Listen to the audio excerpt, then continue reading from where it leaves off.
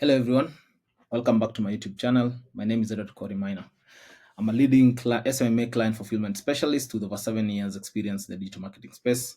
And today we are going to be covering a follow-up video to what we are looking at in our last video, where we're looking at the advantages of using lead forms versus using the conversion landing page for you to get quality and quantity leads for your clients. Today we're going to look at the structure of setting up the lead form and how that will look like. What will that process look like on a step-by-step basis, and what are the different variations you can utilize in order to either save costs while still being efficient, while still maximizing your chances of success with your client and your agency.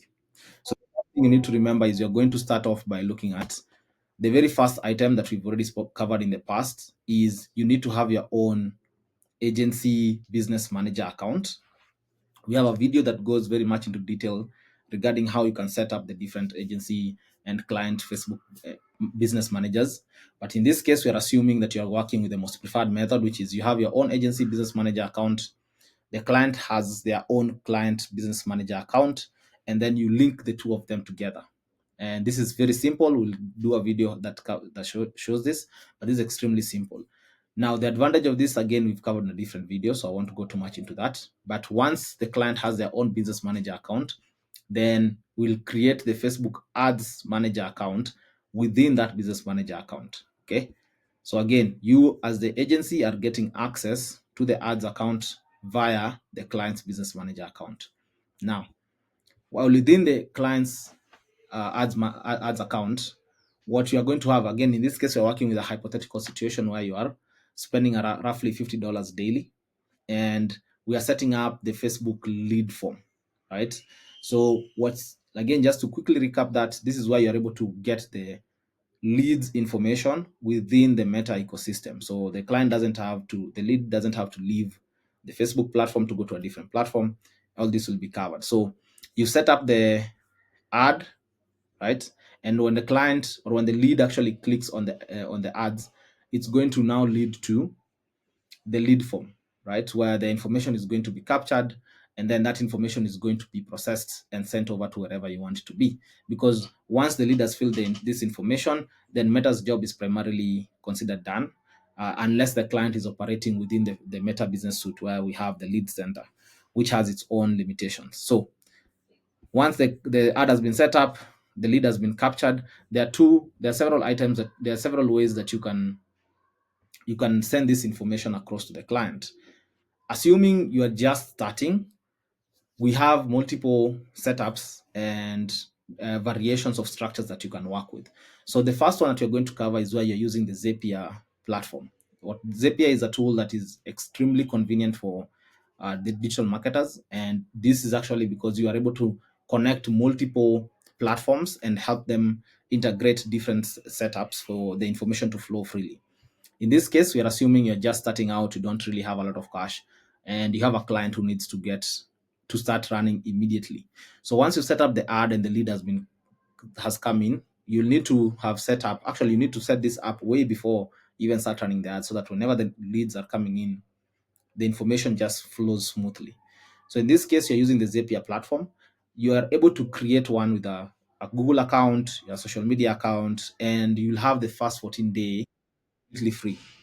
Why this is important is because the Facebook leads connection, for it to capture the leads from Facebook, that's a premium product, because once this 14-day trial passes, you won't be able to utilize that particular feature anymore. So what you can do is you can either create a Google account, and then if you don't have too many clients, although this will get extremely tedious extremely fast, you can keep creating accounts and connecting them. Again, I'm assuming you're just starting out and you have nothing, you have no expenditure that you can utilize to pay for the $20 starter pack. But I would quickly advise for you to because I'm assuming by the time you're getting a client, the client has paid upfront, just pay for the premium feature, depending on how many clients you're going to have and how many zaps you're estimating you're going to need to create. What's going to happen here is you'll get that premium feature, which will now allow you to directly grab the lead once the user has filled up the lead form on Facebook. And once that one has been captured, you're now able to send to whatever destination the client wants. So from Zapier, you can either send it to Google Sheet. In this case, you're utilizing the Google Sheet because either the client doesn't have a CRM that they utilize, or that just happens to be the simplest and least costs, that is the most cost-effective solution for your client. So in this case, the lead is coming in, it's being sent to a Google Sheet. You're going to create the sheet where the information is going to be populating, and that sheet is going to be shared with your client so that they are able to manually call up those leads immediately they come in. Now, a quick tip on this: you want to have the information from the client from the lead come in as it's filling up within the rows, but you also want to start tracking which ads are performing better. So what you can do is, among the features that Zapier allows you to do, is also track what's the name of the ad set, what's the name of the campaign, what's the name of the ad itself. So depending on how you've structured your campaigns, you're able to actually identify this lead came from this ad.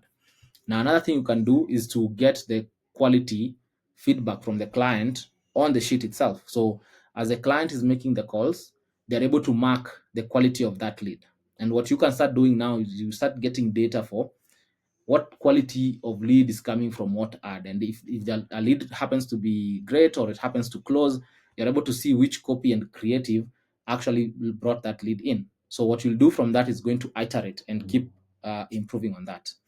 Now, another thing you can do is connect using the Zapier platform. Once you send this to the Google Sheet, you can also send it to a CRM, or you can just have it sent directly to the CRM, right?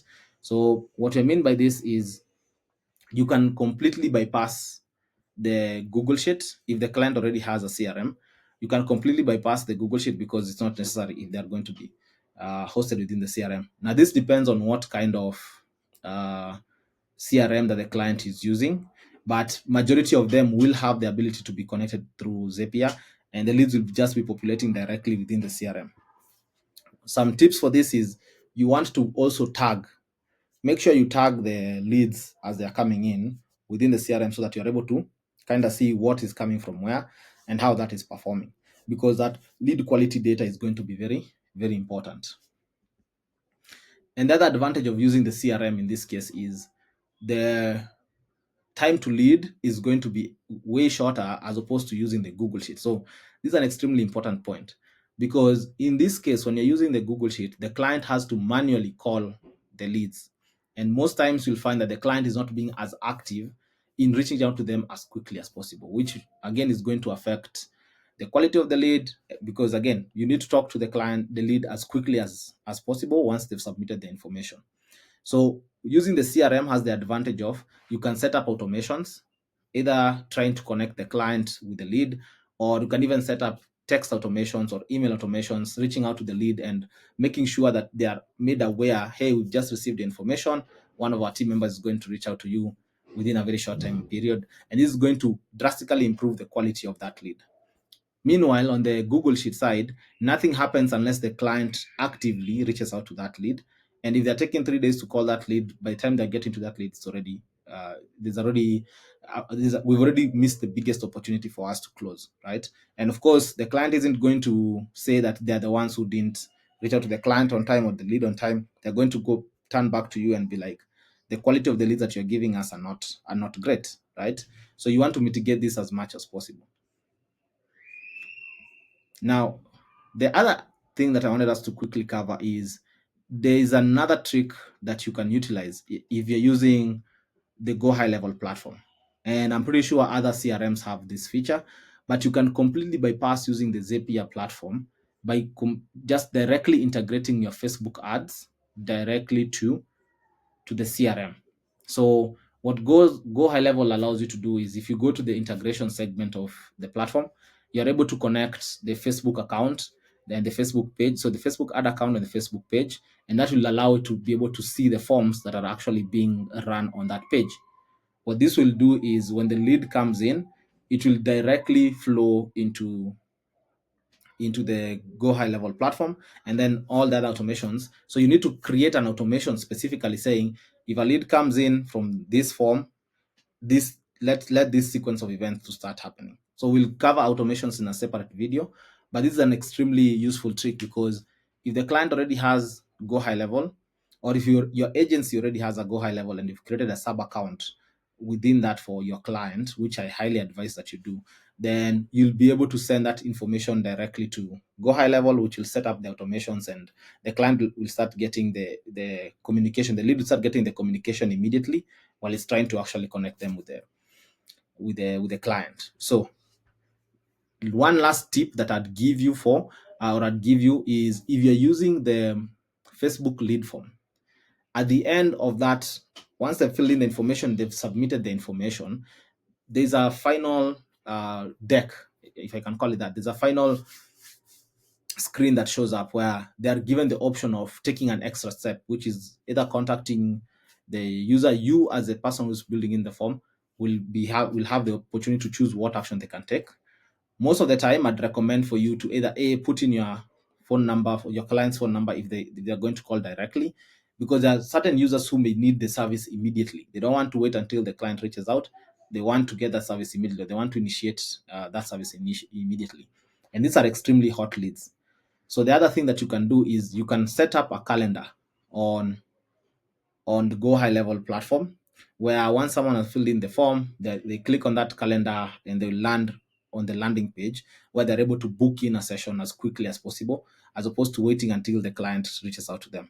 So that's just another trick for you to try and maximize on getting the highest quality leads to your clients as quickly as possible. And by the time someone is also booking in a calendar, you can tell that this is someone who has a high intent. And so we want to take advantage of that immediately they come in. So that's it for this video. I hope this was useful. In the next video, we're going to look at the structure for how you're going to be using the conversion campaign. And we're also going to cover several ways for you to set up your lead forms and some of the tips and tricks that I just covered today. In case you have any questions, please feel free to leave them in the comments. Subscribe and let me know what else you'd like me to cover.